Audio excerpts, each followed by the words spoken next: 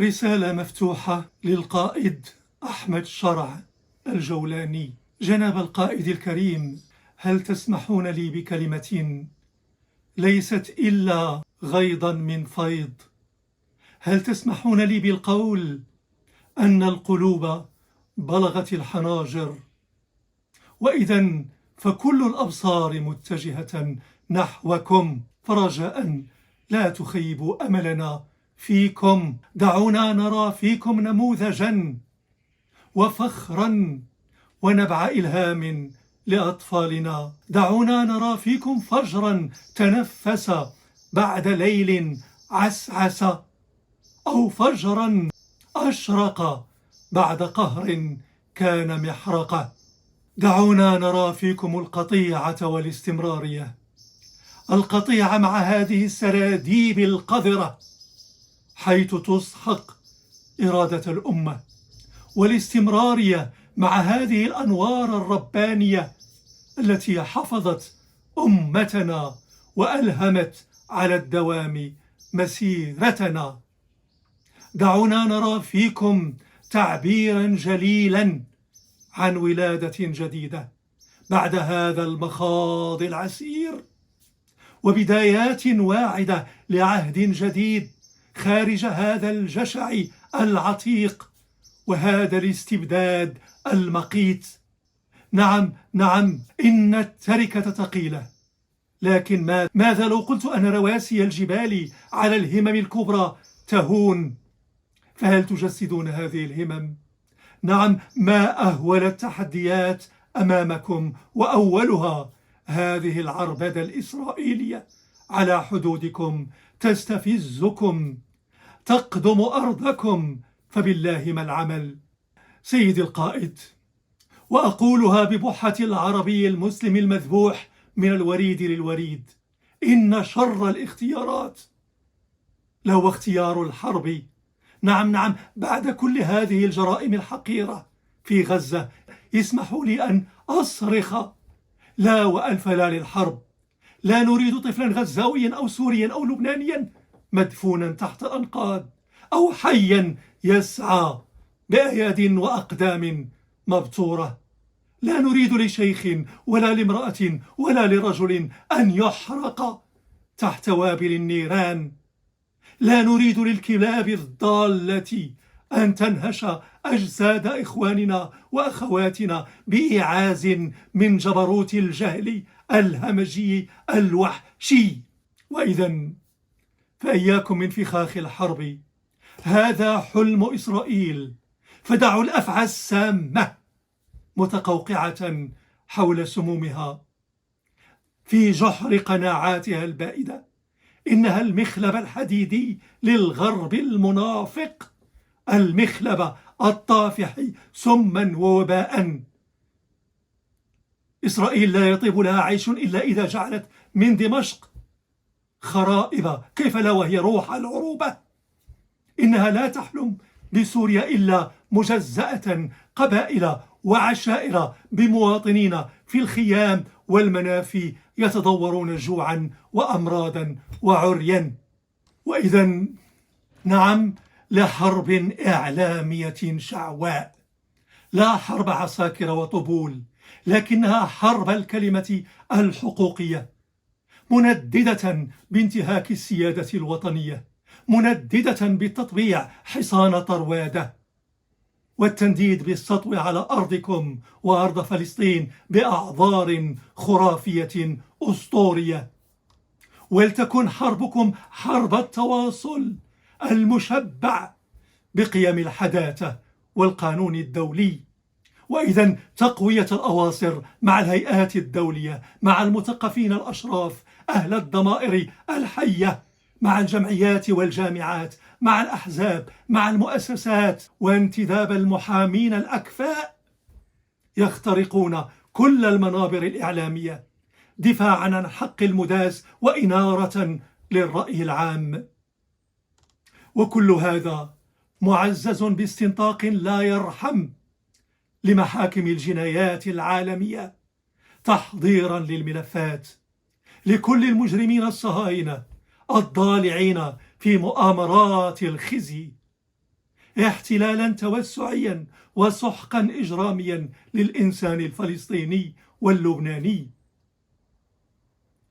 إن خوض حرب عسكرية في ظل ميزان القوى هذا ليس إلا انتحارا وتهورا. ثم بالإضافة إلى هذا أقول: كيف تخوضون حربا مع جيش قدره أن يستعمر ويخرب ويجوع؟ كيف وأنتم قدركم أن تشيدوا وترتقوا؟ أولستم بناة الحضارة؟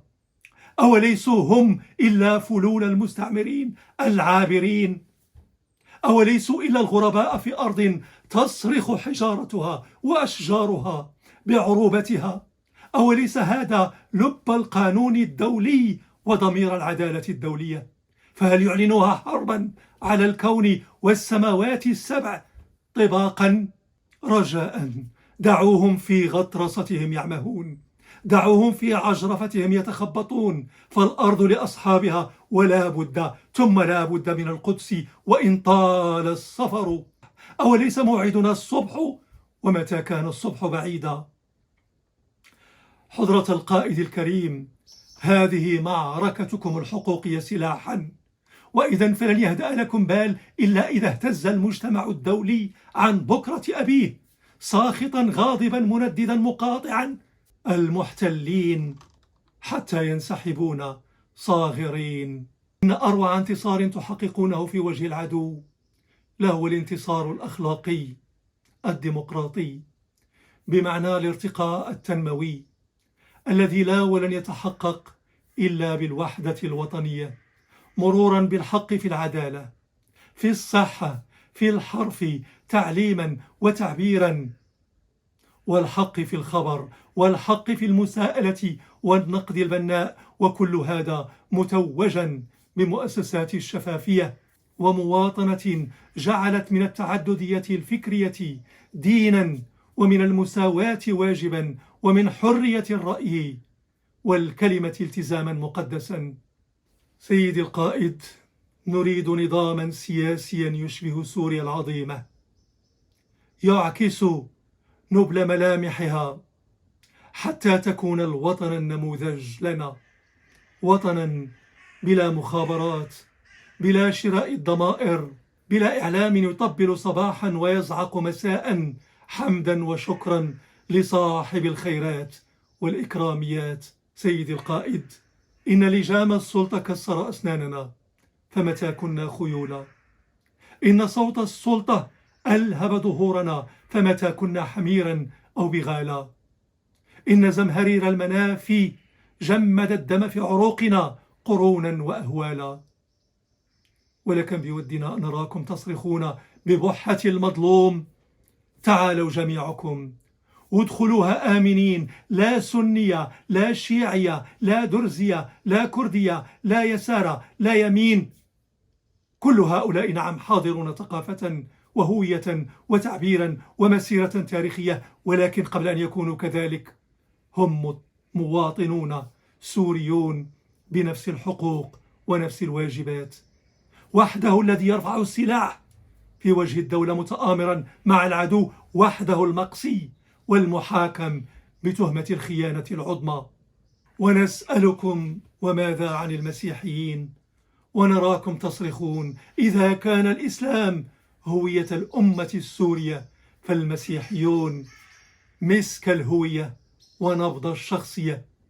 إذن لا يطيب لنا خاطر إلا إذا سمعنا آذان المساجد متحدا مع أجراس الكنائس تمجيدا للحق اسم الله. ونسألكم: وماذا عن المرأة؟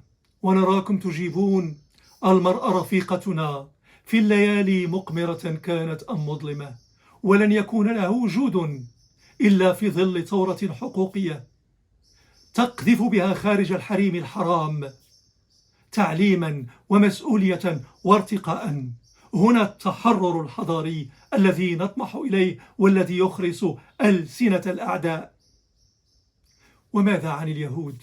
وتجيبون: إننا نمد يدا مصافحة لكل اليهود الأحرار المنددين بالصهيونية المساندين لقضايانا، إنهم أحرار الرجال وأحرار النساء وإذا فهم خير من يعزز مسيرتنا في المحافل الإعلامية والدولية.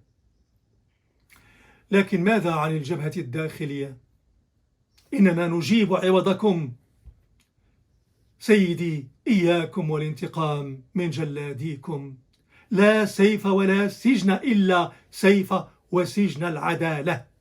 إن القائد الذي يضع خصومه انتقاما في سجنه وسراديبه يعصف بهيبة القيادة ليرتدي جلباب السجان السوقي المبتذل.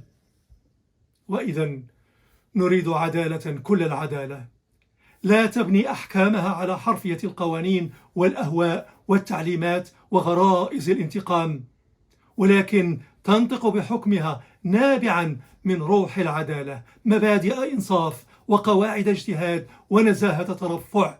هذه العدالة وحدها ترفع مطرقة العدالة لتصدر حكمها بعد الاستماع لصك الاتهام والشهود والضحايا والدفاع. هذه العدالة وحدها تملك مفاتيح السجن بحق السجين وصون كرامته الإنسانية مهما كانت فظاعات جرائمه.